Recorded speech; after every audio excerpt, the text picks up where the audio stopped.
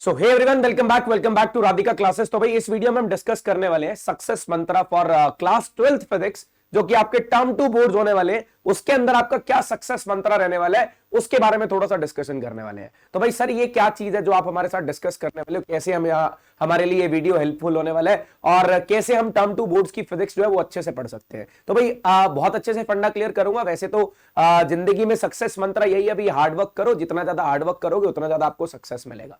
लेकिन यार फिजिक्स की बात करो ना, फिजिक्स में कुछ टॉपिक ऐसे होते हैं जो कि मोस्ट इंपॉर्टेंट काउंट होते हैं और उन मोस्ट इंपॉर्टेंट टॉपिक्स को मैं आपके साथ डिस्कस करूंगा। मैं इन टॉपिक से आपके डायरेक्ट क्वेश्चन बन सकते हैं। तो ये हमारा सक्सेस मंत्र रहने वाला है। हम चैप्टर वाइज डिस्कशन करने वाले हैं, हर चैप्टर के इंपॉर्टेंट टॉपिक्स। भाई ये डेरिवेशन आती है पेपर में, किस फॉर्म में मोल्ड होकर आती है, कैसे फॉर्म बन के आती है, ये सारा कुछ डिस्कस करने वाले हैं। तो भाई एक बार इस वीडियो को जरूर देख लेना। जो टर्म 2 बोर्ड्स की प्रिपरेशन कर रहे हैं और स्पेशली फिजिक्स का एग्जाम देने जा रहे हैं, उनके लिए वीडियो बहुत हेल्पफुल रहने वाला है, क्योंकि हम चैप्टर वाइज डिस्कशन करने वाले हैं। जो टर्म 2 बोर्ड्स के अंदर इंपॉर्टेंट हमारे पास टॉपिक्स होने वाले उनकी, ठीक है। तो भाई अब यहां से बात करो भी, इसके बाद इस वीडियो को देखने के बाद आपके 90-95 आएंगे या नहीं आएंगे, ये उसके लिए वीडियो नहीं है यार। वो तो आपके हार्डवर्क पर डिपेंड करता है, आप लोगों ने कितना हार्डवर्क करा, आप लोगों ने कितनी पढ़ाई करी है, वो उसके ऊपर डिपेंड करता है। मैं तो ये बोल रहा हूं, आपका 70% पेपर इन टॉपिक्स में से होने वाला है। 70 से भी ज्यादा हो सकता है, 80% तक जा सकता है। और उस 20% के लिए आपको लड़ाई लड़नी है। उस 20% के पोर्शन को पढ़ने के लिए आपको अगले 2-3 महीने तक मेहनत करनी है, जो कि आपकी टर्म 2 बोर्ड्स के अंदर हेल्पफुल होगी, ठीक है। तो आपको बता दूं, this is not the success mantra to get 90 and 95 in boards, ठीक है। 90 और 95 लाने के लिए हेल्पफुल होंगे। 90-95 आएंगे या नहीं आएंगे, ये आपके हार्डवर्क पर डिपेंड करता है भी आप लोग पढ़ रहे हो या नहीं पढ़ रहे। अब यहां से तो मैं टॉपिक बता के चला जाऊंगा। अब यार ये तो तुम्हारे पे डिपेंड है ना भी तुमने ये टॉपिक पढ़े या नहीं पढ़े। अगर आप इन टॉपिक को पढ़ लेते हो, गारंटी के साथ बोल रहा हूं, 90 से ऊपर टपने वाले हो। 90 से ऊपर टपने वाले हो, 90% से ऊपर ज्यादा इसके अंदर हमारे पास स्कोर कर सकते हो, अगर ये टॉपिक पढ़ने के बाद अपनी मेहनत को जारी रख के इन टॉपिक पे ज्यादा फोकस करके। मैं ये नहीं बोल रहा सिर्फ ये टॉपिक पढ़ने, इन टॉपिक पे ज्यादा फोकस करना है ताकि आप अपने बोर्ड्स के नंबर को सुधार सको। इन टॉपिक पे ज्यादा फोकस करोगे तो ये वाले टॉपिक आपके एग्जाम्स में डेफिनेटली आने वाले हैं। डेफिनेटली इन द सेंस इनमें से आपका 70 to 80% पोर्शन 101% कवर होने वाला है। और किस फॉर्म में क्वेश्चन आएंगे ये भी लेटर ऑन वीडियोस आएंगे भी, आपको किस फॉर्म में क्वेश्चन पूछे जाएंगे, क्योंकि सीबीएसई कभी भी सीधा क्वेश्चन नहीं देगी, आपको मोल्ड करके क्वेश्चन देगी। कुछ क्वेश्चंस डायरेक्ट भी होंगे, कुछ मेजर पोर्शन क्वेश्चंस का जो होगा वो डायरेक्ट होगा, लेकिन कुछ पोर्शन ऐसा भी होगा जिसको मोल्ड करके दिया जाएगा। तो क्वेश्चन को कैसे मोल्ड किया जाता है ये अलग वीडियोस बना दी जाएंगी, आपको क्वेश्चन दिखा दिए जाएंगे भी, इस फॉर्म में क्वेश्चन चेंज हो सकता है, टॉपिक वाइज आपको बता दिया जाएगा। लेकिन यहां पे आज सिर्फ डिस्कशन होनी है चैप्टर वाइज इंपॉर्टेंट टॉपिक्स की भी। चैप्टर वाइज इंपॉर्टेंट टॉपिक्स कौन कौन से हो सकते हैं, आप लोग जानते हैं कौन कौन से चैप्टर आपके सिलेबस में होंगे, करिकुलम में होंगे। रे ऑप्टिक्स, वेव ऑप्टिक्स, उसके बाद dual nature, atom, nuclear and semiconductor, ये आपके कुछ टॉपिक्स हैं। एक ईएम वेव है, ईएम वेव के भी टॉपिक्स आपको बता दिए जाएंगे। तो भाई सबसे पहले डिस्कशन करते हो रे ऑप्टिक्स की। एक ईएम वेव चैप्टर यहां पे इंक्लूडेड नहीं किया गया, अभी फिलहाल स्लाइड के अंदर आपके पास नहीं मिलेगा, लेकिन ईएम वेव का टॉपिक मैं आपको ऐसे ही बता दूंगा भी कौन कौन से टॉपिक उसके अंदर इंपॉर्टेंट होने वाले हैं। तो भाई रे ऑप्टिक्स की बात करूं, रे ऑप्टिक्स में ये टॉपिक सबसे इंपॉर्टेंट है, टोटल इंटरनल रिफ्लेक्शन, जिसको आप टीआईआर के नाम से जानते हो। बहुत बार क्वेश्चन आया हुआ है, उसकी एप्लीकेशन के साथ पढ़ोगे, that is sparkling of diamond, mirage formation, totally reflecting prism, ये बहुत इंपॉर्टेंट है यार। और जो टोटली रिफ्लेक्टिंग प्रिज्म है ना, मैं रेगुलर क्लासेस में भी आपको, जो यहाँ पे यूट्यूब पे हमारी क्लासेस चलती है, जैसे कि आप लोग जानते हैं अभी हमारा हृदय बैच राधिका क्लासेस का जो चल रहा है, उसके ऊपर हम ये चैप्टर कंप्लीट कर चुके हैं। उसके अंदर मैंने आपको ये बताया था टीआईआर की वो 3 जो रे डायग्राम्स है, वो उसका न्यूमेरिकल, उसकी कंडीशंस, ये सब कुछ आपसे पूछी जा सकती है। फिर हमारे पास रिफ्रैक्शन थ्रू स्फेरिकल सरफेसेस, इस पे न्यूमेरिकल आने के चांसेस थोड़े से कम होते हैं, इनके 6 केसेस से डेरिवेशन आने के चांसेस ज्यादा होते हैं। लेंस मेकर फॉर्मूला की डेरिवेशन इंपॉर्टेंट है। रिफ्रैक्शन थ्रू प्रिज्म, इसकी डेरिवेशन इंपॉर्टेंट है। कंपाउंड माइक्रोस्कोप के दोनों केसेस सीबीएसई सैंपल पेपर में भी इंक्लूडेड है और आपके पेपर में भी आने के चांसेस हैं। फिर टेलीस्कोप एक इंपॉर्टेंट टॉपिक है। अब सर इसके अंदर से डेरिवेशन किसकी आएगी, कौन से टॉपिक की डेरिवेशन आने के चांसेस ज्यादा है, तो भाई ये वही टॉपिक लिखे जा रहे हैं जिनके अंदर से आपका थ्योरेटिकल पोर्शन कवर होगा। अगर आपको न्यूमेरिकल पोर्शन कवर करना है ना, तो भाई फिजिक्स के न्यूमेरिकल करने का एक ही फंड है, एक ही तरीका है, कंसेप्ट सारे क्लियर होंगे तभी न्यूमेरिकल होंगे। अदरवाइज आपके न्यूमेरिकल के अंदर आपको दिक्कत आने वाली है। अब तुम लोग बोल रहे हो यार मैं कंपाउंड माइक्रोस्कोप पढ़ लूंगा, पीछे से लेंसेज का कंसेप्ट नहीं पढ़ूंगा, तो भाई न्यूमेरिकल होने का मतलब ही नहीं, आपसे क्वेश्चन सॉल्व होंगे। यहाँ पे आपको सारा फंडा क्लियर होना चाहिए। अब आप बोल रहे हो मैं टीआईआर पढ़ूंगा लेकिन स्नेल्स लॉ, रिफ्रैक्शन के लॉज नहीं पढ़ूंगा, तो भाई उसको पढ़ने के बाद ही तो टीआईआर समझ आएगा, उसके पढ़ने के बाद ही तो टीआईआर समझ आएगा। यहां से इस वीडियो में आपको यह पता लगेगा भी थ्योरेटिकल पोर्शन कहां से आना है, थ्योरेटिकल पोर्शन कौन से टॉपिक से बनता है। ये दो टॉपिक मान लो भाई, ये टॉपिक वो टॉपिक है जो आपको गारंटी के साथ बोल रहा हूं, ये टॉपिक के साथ ये भी इंक्लूड कर देता हूं। इन तीन में से एक टॉपिक आपको एग्जाम में मिलेगा जो कि सीबीएसई सैंपल पेपर में भी है और आपके आने वाले टर्म टू बोर्ड्स के अंदर ये जरूर मिलने वाला है, ठीक है, ये गारंटी के साथ कह सकते हैं हम लोग, ठीक है। फिर आता है वेव ऑप्टिक्स। वैसे तो यार मैं भी बता रहा हूं इस चैप्टर के इंपॉर्टेंट टॉपिक्स, लेकिन मैंने सारा कुछ इंक्लूड कर रखा है क्योंकि ये एक ऐसा चैप्टर है जिसके अंदर से each and every topic, each and every concept is the most important. क्योंकि कभी डायफ्रैक्शन का क्वेश्चन आ रहा है, बोर्ड्स के पिछले पेपर उठा के देख लेना, कभी डायफ्रैक्शन का क्वेश्चन आ रहा है, कभी इंटरफेरेंस का क्वेश्चन आ रहा है,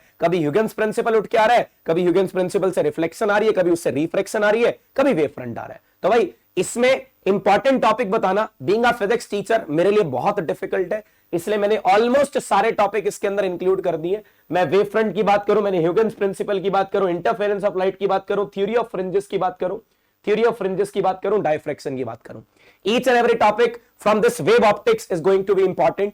अभी हमारा वेव ऑप्टिक्स चल रहा है फिलहाल के लिए, आप चैनल पे विजिट कीजिए अगर आप चैनल पे नए हो तो भाई आपको ये सारे टॉपिक्स बढ़िया तरीके से एक्सप्लेन किए गए हैं। किसी को कोई डाउट हो इंस्टाग्राम पे फॉलो कर लेना, इंस्टाग्राम की आईडी जो हमारी है वो हमने डिस्क्रिप्शन बॉक्स में उसका लिंक दे रखा है। टेलीग्राम पे चैनल को सब्सक्राइब कर लो, आपको सारे लेक्चर्स के लिंक वहां पे मिल जाएंगे।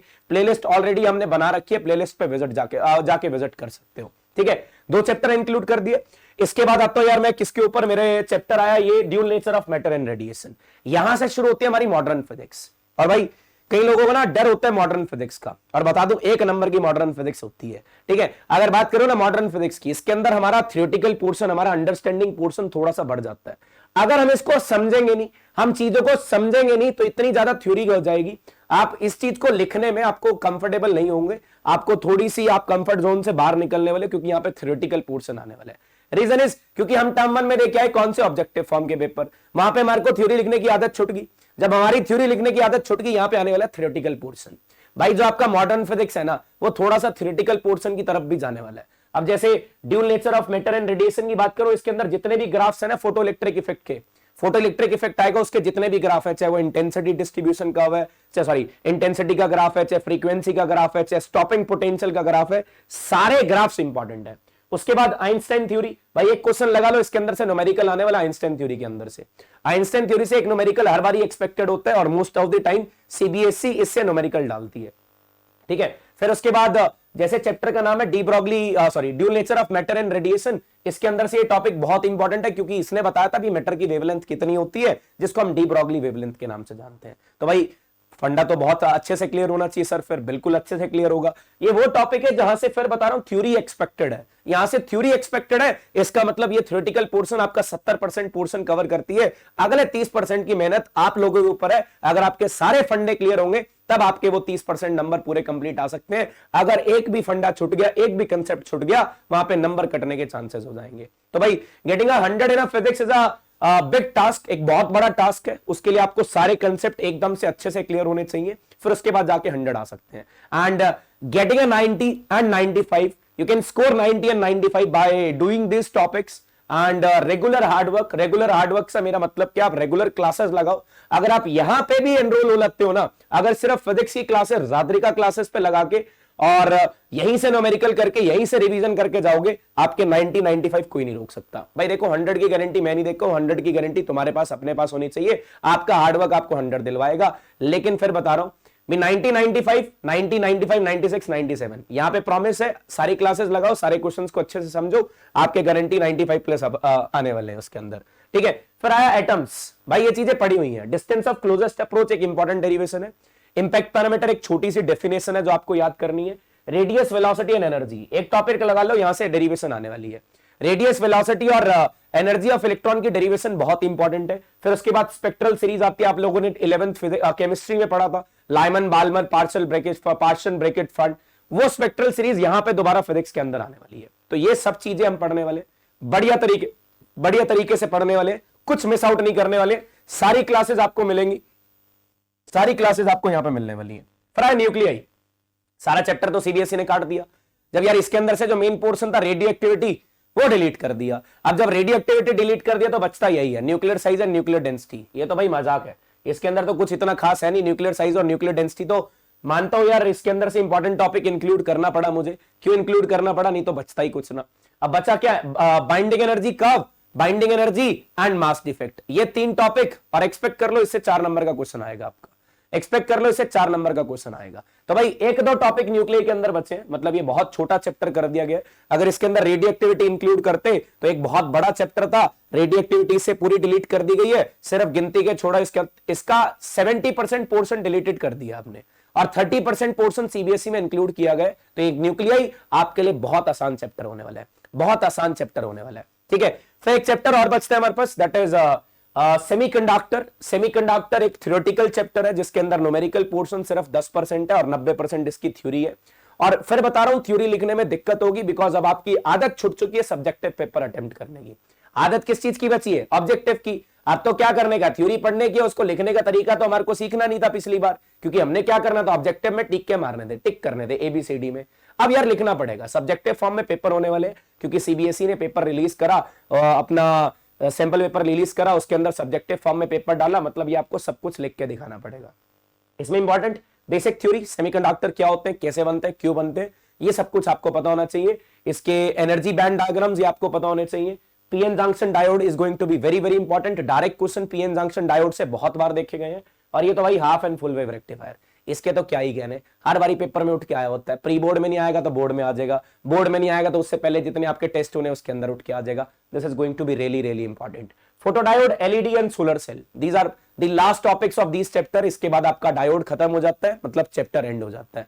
बहुत छोटे छोटे से चैप्टर है, बहुत इंटरेस्टिंग चैप्टर है। अगर आप राधिका क्लासेस पे बने रहते हो, मेरे को बाकी टीचर्स भी पढ़ा रहे होंगे और मेरे से बहुत गुना अच्छा पढ़ा रहे होंगे, ठीक है, मैं अपनी बात बता रहा हूं। अगर आप यहां पे बने रहते हो, यहां पे पढ़ रहे हो, तो इन चैप्टर्स की, मॉडर्न फिजिक्स की मेरी गारंटी है, एक एक लाइन आपको पता होगी भी, एक एक लाइन का मतलब क्या है, एक एक लाइन के अंदर से आप उठा के क्वेश्चन को कैसे अटेम्प्ट कर सकते हो, कैसे क्वेश्चन बन सकता है, सब कुछ आपको बताया जाएगा। तो बस भाई अब मैं ये बता रहा हूं, ये था सक्सेस मंत्रा। अब इसके अंदर बचा ईएम वेव्स, जो मैंने इसके अंदर इंक्लूड नहीं करा था। तो भाई डिस्प्लेसमेंट करंट तो डिलीटेड है, उन्होंने बोला डिस्प्लेसमेंट करंट नहीं आएगा। अगर डिस्प्लेसमेंट करंट नहीं आता तो इसके अंदर से आने क्या वाला है हमारे पास, सबसे पहले तो एनर्जी रिलेटेड टू एसएचएम, उसकी एनर्जी कितनी होती है, sorry energy of EM wave कितनी होती है, ईएम वेव की एनर्जी कितनी होती है। उसके बाद इसका स्पेक्ट्रम, एक यार बेसिक क्वेश्चन पर नजर आता है यहां से भाई, स्पेक्ट्रम से क्वेश्चन आएगा, स्पेक्ट्रम से क्वेश्चन आने के चांसेस बहुत बहुत ज्यादा है। तो ईएम वेव से आपको यही चीजें मिलती है। सबसे पहले तो इसके अंदर बताया जाएगा भी एनर्जी ऑफ ईएम वेव कितनी होती है, इसका ट्रांसवर्स नेचर प्रूव करना आ सकता है, इसका ट्रांसवर्स नेचर प्रूव करना आ सकता है। लेकिन इससे डिस्प्लेसमेंट करंट वाला पोर्शन, जो कि इसका चैप्टर का 50% पोर्शन है, वो हमारे सिलेबस से डिलीटेड है, वो नहीं आने वाला, ठीक है। तो भाई ये सारे चैप्टर के हमारे पास इंपॉर्टेंट टॉपिक हो गए। अब मैं आपको बता दूं, आपका जो बेसिक फंडा रहने वाला है ना, इन टॉपिक्स के ऊपर थोड़ा सा ज्यादा ध्यान लगाने वाले हो, इन टॉपिक्स के ऊपर थोड़ा सा ज्यादा ध्यान लगाने वाले हो, ठीक है। और उसके बाद अपने कंसेप्ट को स्ट्रॉन्ग करने वाले हो। डेली लाइव क्लासेस लगाओगे, वेदर आप रिकॉर्डेड लगा रहे हो तो रिकॉर्डेड को बहुत अच्छे से लगाओगे, कंसंट्रेशन के साथ लगाओगे, क्योंकि लाइव के अंदर थोड़ा कंसंट्रेशन बना रहता है, रिकॉर्डेड में कंसंट्रेशन टूटने के चांसेस ज्यादा होते हैं। इसलिए बोल रहा हूं, रिकॉर्डेड सेशन लगा रहे हो तो कंसंट्रेशन के साथ कोई भी पॉइंट मिस नहीं करना है। उसके बाद आपके अच्छे नंबर आने से आपको कोई नहीं रोक सकता। और भाई टर्म 1 का रिजल्ट जब आना होगा आ जाएगा, उसके लिए वेट मत करो, टर्म 2 की प्रिपरेशन को शुरू करो। अब फिर बच्चे बोलेंगे सर ये कहना आसान है, रिजल्ट हमारा आना ना हमें पता है। तो भाई तुम्हारे से ज्यादा टेंशन अब मुझे है, मेरे तो कई बच्चों का रिजल्ट आना, तुमने अकेले रिजल्ट का वेट करना है, मैंने कई सारे बच्चों के रिजल्ट का वेट करना है, ठीक है। अब तुम नंबर ऑफ सब्सक्राइबर काउंट तो देख ही रहे होगे ना, इतने सारे बच्चों के रिजल्ट की टेंशन मेरे अकेले के सिर पे है, और तुम्हारे पास अकेले का रिजल्ट है। तो भाई ये ध्यान रखो, तुम्हारे से ज्यादा टेंशन मुझे है। तो भाई टेंशन लेके अब मैं ये तो नहीं आराम से बैठ जाऊंगा भाई टर्म 1 का रिजल्ट आएगा तो फिर मैं टर्म 2 पढ़ाऊंगा, that's not the way to proceed.